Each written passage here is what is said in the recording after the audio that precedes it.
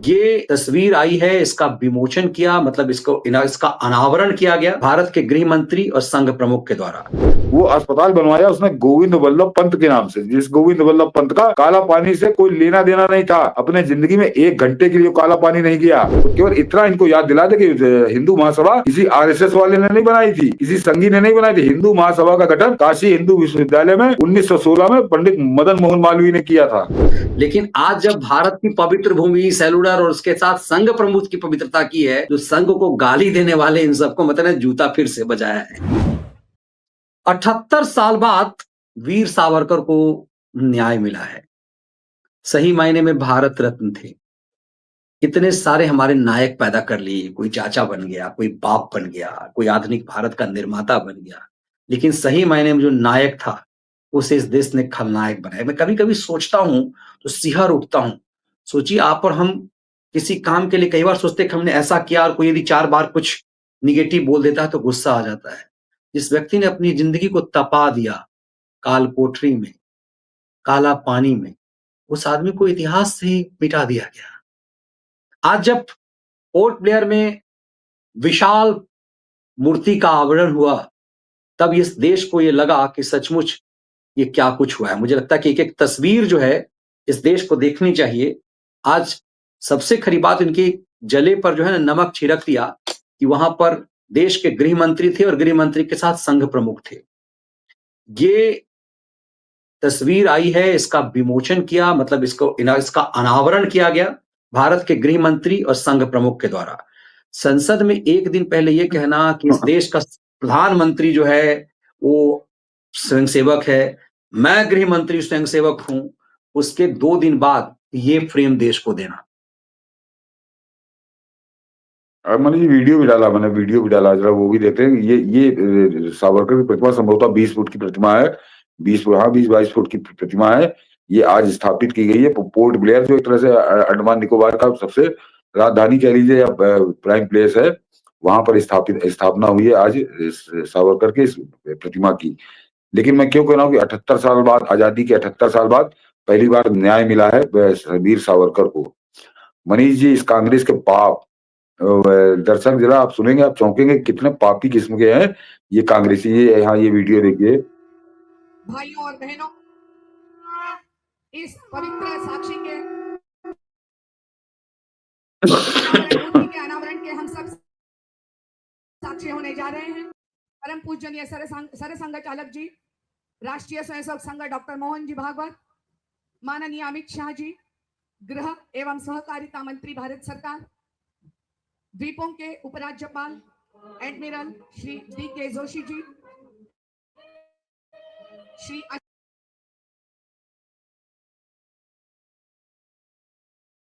कोई गीत बज रहा था इसलिए मैंने इसको म्यूजिक बंद कर दिया। वो बनी जो संघ, हाँ संघ, इसलिए वो तो संघ की प्रार्थना हो रही थी। ये देखिए अभी इसका अनावरण हुआ है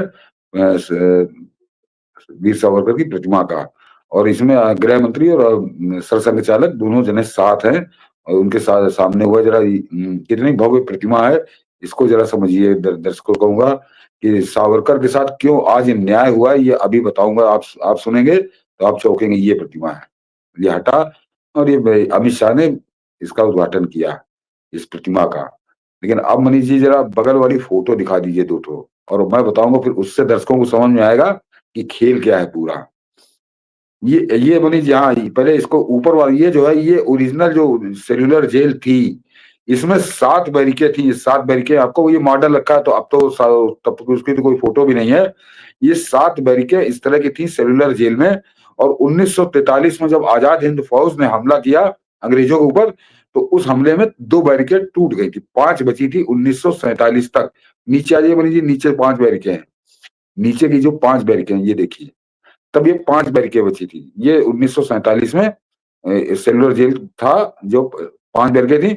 ये जेल तो बंद हो गई होती है, फोटो देख के सिहरन होती है देख करके। हाँ, ये 5 बची थी। और मनीष जी अब आ जाइए, एक फोटो और पड़ी है, वो मेरी अपनी खींची हुई है। बगल में आ जाइए, इसके इसी के साथ एक और पड़ी। ये अब जो आपको फोटो में दिखाई दे रही है, अब केवल 2 बैरिकेड बची है 1947 के बाद। ये अब 2 बैरिकेड बची है। अब आपको कहानी बता रहा हूँ, 7 से 5, 5 से आज की तारीख में 2, अब हटा लीजिए मनीष जी, ये तो हटा लीजिए। अब दरअसल जरा समझे कि 7 बैरिकेड थी, आजाद हिंद फौज ने जो हमला किया 1943 में, तो 2 बैरिकेड टूट गई, बची 5। और नेहरू ने उसके बाद 3 बैरिकेड तुड़वा दी, अपने बुलडोजर चलवा के तुड़वा दी। यानी उसको स्मारक बनाने के बजाय नेहरू ने 3 स्मारक तोड़ी वो, और वहां पर अस्पताल बनवा दिया जानबूझकर। और ये अब ये साजिश कैसी थी? सेलुलर जेल का नाम खत्म कर देने की साजिश थी, क्योंकि वहां पे 11 साल सावरकर ने काटे थे, जहां पे कोई कांग्रेसी 1 महीने बंद नहीं रहा।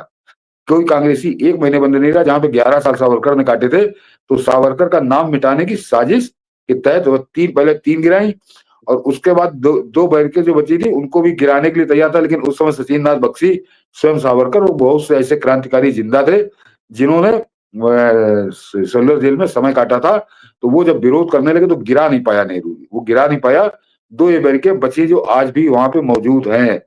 लेकिन इसके साथ जरा सोचिए कि आप अगर अंडमान आप में से कोई लोग गए होंगे, तो वहां हजारों वर्ग मीटर किलोमीटर कहिए, वहां पे जमीन खाली पड़ी है, जहां पर कहीं पर भी अस्पताल बन सकता था। वो 5 बैरिकेड गिराने की कोई जरूरत नहीं थी। वो जानबूझकर सेलुलर जेल को मिटाना चाहता था, इसीलिए उसने 3 गिराई। और 1963 में मरने से 1 साल पहले वो बाकी 2 को भी गिराने का प्रोग्राम उसने बना दिया था, लेकिन वो गिरा नहीं पाया, क्योंकि क्रांतिकारी खड़े होकर जो वृद्धावस्था थी, उन्होंने कहा कि नहीं, हम तुमको गिराने नहीं देंगे, ये हमारा स्मारक ये बनेगा सेलुलर जेल। तो वो उसकी वजह से वो स्मारक आज आपको नजर आता है। लेकिन जरा कमीनापन देखिए, मैं कमीनेपन से नीचे कुछ दूसरा शब्द इस्तेमाल नहीं कर सकता हूँ, कि वो जो 3 बैरिकेड तोड़कर नेहरू ने अस्पताल बनवाया मनीष जी, वो किसके नाम पे बनवाया? दर्शकों को सुनेंगे तो आपको शर्म आएगी कि कितना कमीनापन ऐसा कर सकता है कोई, कि जिन सावरकर ने वहां पे 11 साल काटे या अन्य जितने क्रांतिकारी थे, उनमें से किसी के नाम पर उसने वो अस्पताल नहीं बनवाया। वो अस्पताल बनवाया उसने गोविंद वल्लभ पंत के नाम से, जिस गोविंद वल्लभ पंत का काला पानी से कोई लेना देना नहीं था। अपने जिंदगी में 1 घंटे के लिए काला पानी नहीं किया, वो कोई मतलब नहीं था उसका, मगर उसका अस्पताल उसके नाम से बना, सावरकर के नाम से भी नहीं बना, न किसी अन्य क्रांतिकारी के, बहुत से क्रांतिकारी जो वहां पे मर गए उनका नाम नहीं, उसने गोविंद वल्लभ पंत का। गोविंद वल्लभ पंत कौन था? मैंने पहले बताया, एक बार फिर बता दूं कि कैसे आदमी के नाम से वहां पे उसने कलंकित किया सेलुलर जेल को। कि गोविंद वल्लभ पंत वो आदमी है जो 1931 25 में जिस समय पकड़े गए थे काकोरी कांड के लोग, तो उस समय ये बड़ा वकील था। तो राम प्रसाद बिस्मिल ने कहा था कि हमारी इच्छा है कि हमारा मुकदमा गोविंद वल्लभ पंत लड़े, और इस आदमी ने मना कर दिया था। इसने कहा था कि नहीं, सरकार इतने पैसे नहीं देती, पैसे फीस मेरी कम है, तो मैं इस मुकदमा नहीं लड़ूंगा। और गोविंद वल्लभ पंत मुकदमा नहीं लड़ा था, उनका मुकदमा लड़े थे सीबी गुप्ता। लेकिन वो जरा राम प्रसाद बिस्मिल की या और क्रांतिकारियों की आत्मकथा पढ़िए, तब ये नंगा होता है गोविंद वल्लभ पंत, जिसको पहला उत्तर मुख्यमंत्री बनाया था उत्तर प्रदेश का। लिखा है बिस्मिल ने कि जिस समय में पुरानी जेल अब तोड़ दी गई, यहाँ पे पुरानी जेल से जिस समय हम लोग जीपीओ में आते थे जहां पे मुकदमा चल रहा था, तो कहे सड़क के किनारे हजारों की तादाद में लोग हमारे दर्शन करने के लिए खड़े होता थे। ये जागरूकता आम आदमी में थी। और जो जीपीओ है आजकल, आज वहां पे बड़ा डाकखाना है, समझिए सबसे मेन पोस्ट ऑफिस का, तो वहां पर कहे वहां पे 8-8 10-10 हजार आदमी सिर्फ खड़ा होता था हम लोगों को देखने के लिए। तो जब वो इतनी भीड़ देखी गोविंद वल्लभ पंत ने, तब वो चंद्रभानु गुप्ता के मुकदमे में बीच में कूद पड़ा कि मैं भी लड़ूंगा। इतने नीच किस्म के थे कांग्रेसी, और उस नीच कांग्रेसी के नाम पर वहां पे अस्पताल बनवाया अंडमान निकोबार में। लेकिन इसने सावरकर के नाम पर नहीं बना, सावरकर के नाम पर कोई एक मूर्ति भी नहीं लगवाई। और वो एक पट्टिका लगी थी, इंडियन ऑयल ने लगाई थी, उसको जैसे ही पेट्रोलियम मंत्री बना मणिशंकर अय्यर, इसने जाकर उखाड़कर फेंक दिया था उस पट्टिका को। लेकिन नरेंद्र मोदी जब आते हैं, उड्डयन मंत्री जिस समय ज्योतिरादित्य सिंधिया होते हैं, तो एयरपोर्ट पर एक प्रतिमा लगती है जिसका उद्घाटन ज्योतिरादित्य सिंधिया करते हैं। और आज जो है स्वयं अमित शाह ने उनकी बड़ी प्रतिमा का उद्घाटन किया है। तो एक तरह से जो न्याय मिलना चाहिए था वीर सावरकर को आजादी के तत्काल बाद, उस न्याय के लिए उनको 78 साल प्रतीक्षा करनी पड़ी है। और ये कैसे क्रांतिकारियों की जो आत्मा है उसकी छाती में कैसे कांग्रेस मूंग डल रही थी, बहुत संक्षेप में बता दूं, वो मैं शायद पहले बता चुका हूं कि अंडमान निकोबार के जो 2 सबसे सुंदर द्वीप हैं, वो दोनों द्वीप उन हत्यारों के नाम पे जिन्होंने 15-15 20-20 हजार हिंदुस्तानियों को कत्ल किया। उनके नाम पर तो अंग्रेजों ने रखा था, तो बात समझ में आती कि 1947 तक हेवलक द्वीप और नील द्वीप, हेवलक और नील 2 द्वीप है जो सबसे ज्यादा खूबसूरत है। वो आप बीच चीज की बात करिए, बेहतरीन सुंदरता है उनकी। लेकिन 1947 के बाद प्रधानमंत्री की मोदी के 2014 में आने तक उनका नाम हेवलक और नील ही रहा, बदला नहीं था इन कांग्रेसियों ने। और वो हेवलक और नील का जरा इतिहास उठा के पढ़िएगा, तब मैं बहुत कम संख्या बता रहा हूँ, उसने पूरे पूरे गांव जो है हेवलक ने पेड़ों पे टंगवा दिए थे। उन हत्यारों के नाम पे वो 67 साल तक वो द्वीप बने रहे। तो ये प्रधानमंत्री मोदी ने बदला है और इन कांग्रेसियों को यही रास नहीं आ रहा, यही इनको रास नहीं आ रहा। और मनीष जी, अक्सर डिबेट होती है और सावरकर पे होती है, मैं हमेशा कसमसा के रह जाता हूँ। एक सवाल बता दे रहा हूँ, कम से कम भाजपा प्रवक्ता इतना ही पूछ लें, इतना ही पूछ ले, अब की जब सावरकर में बात हो। हिंदू महासभा की स्थापना किसने की थी? मैं पूछ रहा हूँ दर्शकों से, अगर हो तो दर्शक जरा लिख के बताएं। हिंदू महासभा की स्थापना पंडित मदन मोहन मालवीय ने बनारस में की थी, और जिस समय उसकी स्थापना हुई थी, उस स्थापना के मंच पर वो मोहनदास करमचंद गांधी भी बैठा था। या इन शर्म आएगी इन कांग्रेसियों को जो गाली बकते हैं हिंदू महासभा को। और मदन मोहन मालवीय का निधन हुआ है 1946 में, और मैं जूते में पालिश लगा दूंगा कांग्रेसियों के अगर 1916 से 1946, समझिए 30 साल के कालखंड में मदन मोहन मालवीय ने सावरकर के खिलाफ एक शब्द बोला हो। 1946 में उनका देहांत हुआ है, 1916 से 1946 30 साल में पंडित मदन मोहन मालवीय ने एक शब्द नहीं बोला है सावरकर के खिलाफ। और ये गद्दार और दलाल सब कुछ कहते हैं, तो ये अपने बाप दादों को गाली देते हैं। मदन मोहन मालवीय छोटी मोटी हस्ती नहीं, प्रधानमंत्री मोदी जब आए थे तो सबसे पहला भारत रत्न उन्होंने अटल जी के साथ मदन मोहन मालवीय को दिया था। तो वो मालवीय जी 30 साल एक शब्द नहीं बोले सावरकर के खिलाफ। और ये कांग्रेसी आके उलूल जुलूल बकते हैं। तो केवल इतना इनको याद दिला दे कि हिंदू महासभा किसी आरएसएस वाले ने नहीं बनाई थी, किसी संघी ने नहीं बनाई थी। हिंदू महासभा का गठन काशी हिंदू विश्वविद्यालय में 1916 में पंडित मदन मोहन मालवीय ने किया था। और उसके बाद सावरकर तो उसके बाद आए हैं, लेकिन सावरकर के जो है जो हिंदू महासभा में जब एक्टिव हुए हैं तो उसके बाद देहांत हुआ है मदन मोहन मालवीय का। कब उन्होंने सावरकर के खिलाफ एक शब्द बोला है? 1946, उसके बाद 47 में तो देश ही आजाद हो गया। ये जो दलाल है, फलाना है, ढिमाका है, ये जो दुनिया भर की बातें करते हैं। और ये भी बता दूं मनीष जी कि 1946 में अपने मरते दम तक मदन मोहन मालवीय ने हिंदू महासभा से अपने संबंध खत्म नहीं किए थे। वो हिंदू महासभा के पहले नेता थे, बाद में कांग्रेसी नेता थे। तो ये कांग्रेसी कैसा सफेद झूठ बोलते हैं। ये आपको एक प्रकरण मैंने बताया, और इसे हमेशा पूछिए कि हिंदू महासभा जो गाली बकते हो किसने बनाई थी? और हिंदू महासभा को गाली हमेशा आजादी के संदर्भों में देते हैं। ये हमेशा बोलते हैं कि हिंदू महासभा का कौन लड़ा था। तो ये मदन मोहन मालवीय को तुम क्या समझते हो? मदन मोहन मालवीय लड़े थे कि नहीं लड़े थे? जरा तू कांग्रेसी आके बताए, इनकी औकात हो तो ये बताए कि मदन मोहन मालवीय स्वतंत्रता संग्राम सेनानी थे कि नहीं थे। ये कांग्रेसी बताए, इनका मुंह काला हो जाएगा, बनारस में घुस नहीं पाएंगे। ये वो सम्मान है पंडित जी का, मदन मोहन मालवीय का। तो ये कैसे उलूल जुलूल बातें करते हैं, कैसे झूठ बोलते हैं। और उसके बाद यहाँ पे जो खैराती हैं, ये खैराती उस झूठ के मलमूत्र को अपनी खोपड़ी पे लाद के घूमते हैं। ये अभी मैंने बहुत बहुत संक्षेप में आपको तथ्य बताए, तो उससे नंगे हो रहे हैं पूरी तरह से। लेकिन इनका जो इकोसिस्टम है, और भाजपा का इकोसिस्टम संभवतः है ही नहीं। बस यही है कि हम ही लोग लड़ रहे हैं, इस तरह के और भी बहुत से लोग हैं जो लड़ रहे हैं, वही लड़ रहे हैं। कोई इकोसिस्टम एक सुगठित हो, वो अभी तक नहीं बना। लेकिन हाँ, धुरंधर ये उम्मीद जता रही है कि एक इकोसिस्टम बहुत बेहतरीन बन रहा है इस देश के अंदर, और वो इकोसिस्टम इनकी धज्जियां उड़ा रहा है। धज्जियां उड़ा रहा, और हम ये देख रहे हैं। इसीलिए 78 साल बाद भारत के असली नायक को इंसाफ मिला है। सोचिए मिला है। किस तरह से खलनायकों को नायक बनाया गया और नायकों को खलनायक बना लिया है। इस अवसर पर आज अमित शाह ने जो कुछ बोला है, जरा उसको सुन लेते हैं, कि तब चीजें और थोड़ा क्लियर हो पाएंगी कि कैसे इनकी छाती पर मूंग दला है आज फिर से अमित शाह ने।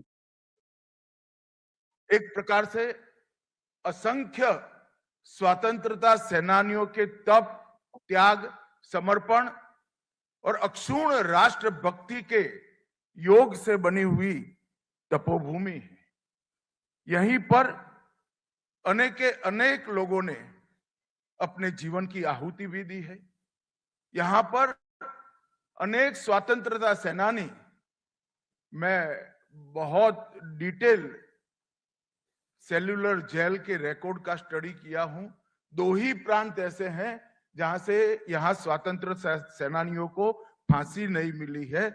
समग्र भारत से, हर प्रांत से कोई ना कोई इसको यहां पर फांसी के फंदे पर लटकाया गया। यह ये तपोभूमि है। और मित्रों, आज बहुत बड़ा अवसर है कि यही तपोभूमि पर वीर सावरकर की आदमकद प्रतिमा का लोकार्पण हुआ। और लोकार्पण सावरकर जी के विचारधारा को एक प्रकार से सही मायने में आगे बढ़ाने का काम जो संगठन कर रहा है, इसके सरसंघचालक पूजनीय मोहन जी के हाथों से हुआ है। ये भूमि भी पवित्र है, वीर सावरकर की स्मृति भी पवित्र है, और मोहन जी के हाथ से इस प्रतिमा का अनावरण और सोने में सुहागा की तरह इसको चिर स्मरणीय बनाता है। मुझे लग रहा है कि आज अमित शाह ने ये बात कहकर के, मोहन भागवत वाली बात कहकर के इन सबको और जूतम पैजार किया है। जरा सुन ले मोहन जी ने भी क्या कहा है। विरहणी मराठी में प्रसिद्ध है। ऐसी है, भगवान मिलता नहीं इसलिए तड़प रहे। यहाँ देश के लिए उनका देव देश ही है, उसी को सब कुछ माना है और उसके लिए तड़प रहे। स्वामी विवेकानंद ने कहा था 50 साल के लिए सब देवी देवताओं को बाजू रखो, एकमात्र अपनी देवता है भारत माता, उसके पुत्र। ये संघ प्रमुख भारत माता की व्याख्या करें कि जिन लोगों ने भारत माता के लिए अपने आप को समर्पित किया। लेकिन आज जब भारत की पवित्र भूमि सेलुलर और उसके साथ संघ प्रमुख की पवित्रता की है, जो संघ को गाली देने वाले इन सबको मतलब जूता फिर से बजाया है। नहीं, मनीष जी थोड़ा संकोच कर गया गृह मंत्री, क्योंकि उन्होंने कहा कि उन्होंने पूरा रिकॉर्ड देखा पढ़ा है और केवल 2 प्रदेश ऐसे जहां से लोगों को फांसी दी गई, अन्यथा पूरे भारत के लोगों को फांसी दी गई। लेकिन आगे उन्होंने आगे आधा सच वो बोले नहीं, संकोच कर दिया, नहीं तो कांग्रेसियों को और ये भट्टी में बैठ जाते। मैं वो बोले देता हूँ, हम लोगों को कोई संकोच नहीं। मैं जब अभी देखा वो फोटो मेरी ये है, मैं 2019 में गया था और मैं 3-4 घंटे वहां पे एक संग्रहालय बना है, मैं उस संग्रहालय में ही घूमता रहा और मैं वहां पे लोगों को जिनको फांसी दी गई थी उनका पूरा परिचय उसमें है। तो जहां तक संभव हो सका मैंने पढ़ने की कोशिश की। मैं ढूंढ रहा था कि शायद कोई एक कांग्रेसी दिख जाए, किसी कांग्रेसी को फांसी दी गई हो जहां पे, या जिसने बड़ा काटा हो। और दर्शकों से मैं बता रहा हूं, मुझको एक भी कांग्रेसी नहीं मिला। ये है कांग्रेस का सच उस सेलुलर जेल में। और इसीलिए नेहरू उस पर बुलडोजर चलवा देना चाहता था। इसीलिए उसने 5 जो कतारें थी, 7 कतारों में से 5 उसने बुलडोजर चलवा दिया था और 2 पे भी चलवाने की उसकी पूरी तैयारी थी। लेकिन उसमें सावरकर भी जिंदा थे, सचिन नाथ बख्शी जैसे लोग जिंदा थे, महावीर सिंह जिंदा थे, कई लोग ऐसे थे जिन्होंने वो जीवन का एक बड़ा हिस्सा गुजारा था सेलुलर जेल में।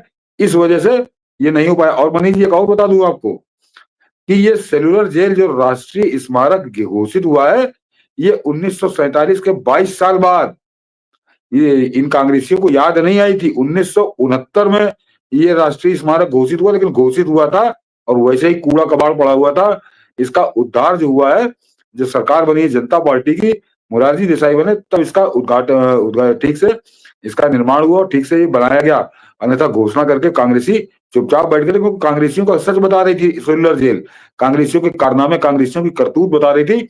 बहुत से तो कांग्रेसियों की बदौलत वहां पहुंचे थे, ये मुखबिरी कर दी, इन्होंने पकड़वाया, वो बेचारे पहुंच गए थे काला पानी। तो कांग्रेसियों की तो आंखों में खटक रही थी सेलुलर जेल। लेकिन ये नियति का समझिए फैसला था कि ये 2 कतारें जो हैं, जो आज भी 2 बैरक वहां बनी हुई है, अन्यथा इन्होंने तो मिट्टी में मिला दिया था, कहानी किस्सों में रह जाती। और उसके बाद ये इकोसिस्टम के कुत्ते ये भौंक भौंक के ये बता देते कि सेलुलर जेल तो कोई थी ही नहीं, यहाँ पे कपोल कल्पित कहानी है। लेकिन इन कांग्रेसियों की करतूत और कांग्रेसियों के कारनामे वो लोगों को याद रहे, इसलिए वो 2 बैरकें बची। और अब तो खैर बहुत आगे निकल आया देश, इनके बस में नहीं रह गया। अब तो खुद ही भिखारियों की तरह हो गया। पाकिस्तान के टक्कर में ये भी हो रहा है, जैसे पाकिस्तान की हालत है वही हालत इनकी राजनीति में है। इनकी हालत वही राजनीति में है। इसीलिए अब देश कह रहे नहीं कि कांग्रेसी चाह करके भी अब इसको मिटा नहीं पाएंगे। जब कभी भी आप अंडमान जाएंगे, हम और आप जाएंगे, तो समझिए कि वो एक कह लीजिए कि कैसा दर्शनीय स्थल हो गया कि हर भारतीय वो जाना चाहेगा उस जगह पे।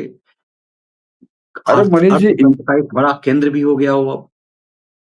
मनीष जी, अंडमान निकोबार वो हमारी स्वतंत्रता संग्राम का कितना बड़ा केंद्र है, इसको जरा समझेंगे। एक तो सेलुलर जेल जहां पे सैकड़ों लोगों को, हजारों लोगों बल्कि कहूं, फांसी दे दी गई। सावरकर वहां पे 11 साल बंद रहे, और कोठरी भी मैंने देखी है। लेकिन उसके अलावा जो दूसरा 1943 जिसको प्रधानमंत्री मोदी ने खुद उसका उद्घाटन किया, इन कांग्रेसियों ने 67 साल में वहां स्मारक नहीं बनवाया था कि अंग्रेजों को पहली बार आजाद हिंद फौज ने मात दी थी अंडमान निकोबार में। इन कांग्रेसियों ने 67 साल तक उस जगह का कोई स्मारक नहीं बनवाया था। जब प्रधानमंत्री मोदी बने हैं प्रधानमंत्री, तब जाकर वो स्मारक बना है 1943। अन्यथा इन कांग्रेसियों ने उसको भी पीपा के बराबर कर दिया था। ये जो कुछ था हिंदुस्तान में, जो आजादी मिली, या तो उस अवैध बाप या फिर अवैध चाचा, सब कुछ इन्होंने उसी की खोपड़ी में लाद दिया। ये अंडमान को इसीलिए इन्होंने जानबूझकर गायब किया था। लेकिन अब इनकी धज्जियां उड़ रही हैं, सच सामने आ रहा है, और अभी और सच सामने आएगा। एक प्रधानमंत्री मोदी को, मनीष, ये काम और करना चाहिए प्रधानमंत्री मोदी को, कि जरा जो सूची है वो पूरी सार्वजनिक करवा दे सोशल मीडिया पे। ये इन इन लोगों को फांसी दी गई थी, उसमें एक भी कांग्रेसी आपको नहीं मिलेगा। ये मैं दर्शकों को बता दूं। बिल्कुल, ये अपने आप में बहुत बड़ी बड़ी बात है कि जिस चीज का दम्भ भरते हैं और अक्सर क्या चिढ़ाते हैं ना कि संघ वालों की क्या भूमिका है, ये सच इन सबको पता चल जाएगा। और वो जो बाप था, योगी वो जो इस देश का आदित्यनाथ, बाप बन, वो जो मनीष जी, वो जो इस देश का बाप बन गया, मोहनदास करमचंद गांधी, वो कभी उन कैदियों का हाल लेने अंडमान निकोबार नहीं गया, कभी नहीं गया। वो पूरे जीवन भर यहाँ रहा, यहीं मरा। लेकिन उसको फुर्सत नहीं मिली कि एक दिन जाकर उन कैदियों से मिल लेता, काला पानी के, जो बेचारे तड़प तड़प के मर गए। कैसी स्थितियां, वो जब आप अगर कभी जाएंगे तो आप लोग को समझ में आएगा कि किस तरह से लोगों ने यहाँ पे दिन काटे होंगे। और वो आदमी इस देश का बाप बन गया। वो आदमी इस देश का बाप बन गया। कांग्रेसियों ने उसको इस देश का बाप बना दिया। जो काला, मतलब क्रांतिकारियों को सबसे कठोर सजा कर थी, तो काला पानी। और वहां पर वो 1 घंटे के लिए नहीं गया, 1 घंटे के लिए यहाँ से बैठे लिखा बड़ी खर्रा लिखा करता था। वो अंग्रेजों से पूछ पूछ के उतने तक उसका सीमित था। ना वो गया, ना नेहरू गया। और ये लोग बताते हैं कि आजादी इनकी वजह से मिली है। बिल्कुल, ये लोग बजाते हैं आजादी वही है। इसीलिए कहते हैं ना कि ये सच इन सबको अब कहना जीना दूभर कर देगा।